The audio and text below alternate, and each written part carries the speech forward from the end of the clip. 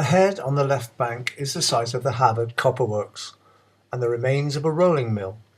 Established by John Vivian in 1810, the Vivians owned copper mines and small copper works in Cornwall, but coming to Swansea to seek a better deal for his company, Vivian realised the potential of the readily available cheap coal. Located between the Swansea Canal and a bend in the river, it was built by Vivian with expansion in mind. In its day, it was one of the largest and most up-to-date industrial enterprises in Europe, and by the 1840s, Vivian and Sons were the largest exporters of finished copper in the UK.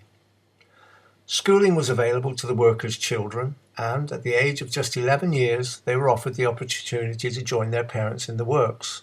But, although the workers were relatively well paid for that time, conditions were very arduous, and the average life expectancy was just 40 years.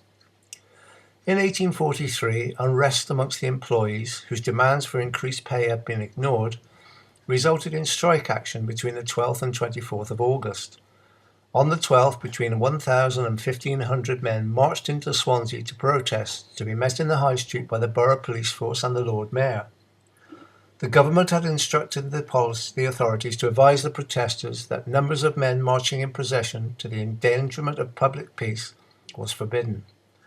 The men were persuaded to return to a field above the Hafod Copper Works, where their grievances were stated and, after some discussion, dispersed peacefully.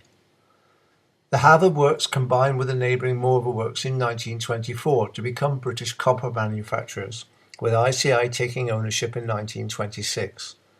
The works continued with copper-based activities until finally closing in August 1980, the last of Swansea's copper works to cease production.